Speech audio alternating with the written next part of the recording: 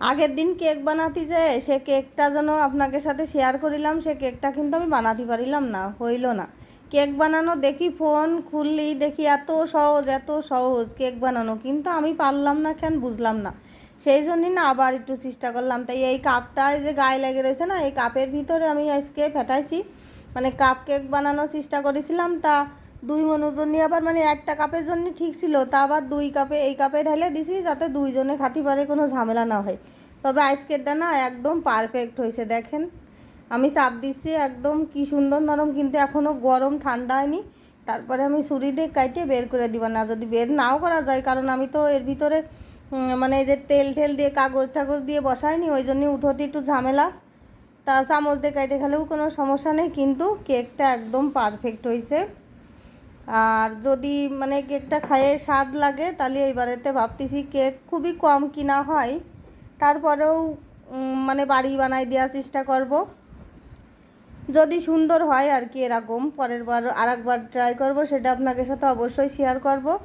তা আমার খুব ভালো লাগতেছে যে হলো না, কেকটা একদম ঠিকঠাক সুন্দর হয়েছে, আর একদম ফুলিছে কি সুন্দর।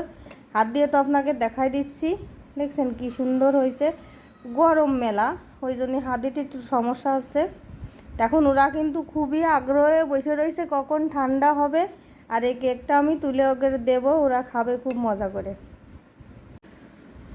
এই যে কাপেরটা কিন্তু বের করে ফেলাইছি, দেখেন কি সুন্দর হয়েছে, মানে একদম পারফেক্ট একটা কেক হয়েছে মনুকের জন্যই। দেখছেন কি সুন্দর হয়েছে, কাপেরতে কিন্তু বের করা গেছে একদম সহজে। আমি তো প্রথমে ভয় পাচ্ছিলাম যে কাপেরতে কি বেরোয় না বেরোয়, কী করবানো মা, দেখি যে চামচ দিয়ে একটুখানি চাপ দিলেই বেরোয় আসলো। দেখেন কি সুন্দর কেকটা নরম হয়েছে, আর মানে এ তো দেখলেই বুঝতেছেন যে কেকটা কতটা সুন্দর, একদম পারফেক্ট হয়েছে। না আমি পেরে গেছি, আমি তো মনে করছিলাম যে না আমি পারবো না, হবে না, কেকটা খাওয়া যাবে না। তা অনেক সুন্দর হয়েছে। আমি এইবার মানে মনিকে টিফিনের জন্য এরকম 2 পিস করে কেক বানাই দেবো মাঝে মধ্যে, প্রতিদিন দিলে তার হবে না, মাঝে মধ্যেই বাজারেতে যে কেকগুলো কিনে নিয়ে আসে আর কিনা লাগবে না, আমিই বানাই দেবো। যেহেতু আমার বড় মনুর বিষয়টা কিন্তু আমি অনেক সময় আপনাদের সাথে বলেছি, শেয়ার করেছি যে আমার বড় মনু না মানে সেই বাজারেরটা কোনো খাবার দাবারই সে খায় না। এমনকি মাঝে মাঝে যদি রুটিও কিনে নিয়ে আসা হয়, তাও বলে যে আমি রুটি খাবো না, তুমি বানাই দাও, মানে আমার হাতের রুটি তার খাওয়া লাগবে। তা দেখেন কত সুন্দর হয়েছে কেকটা।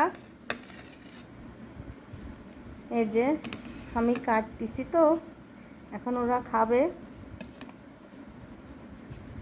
যাক, হয়েছে যা হয়েছে, অনেক সুন্দর।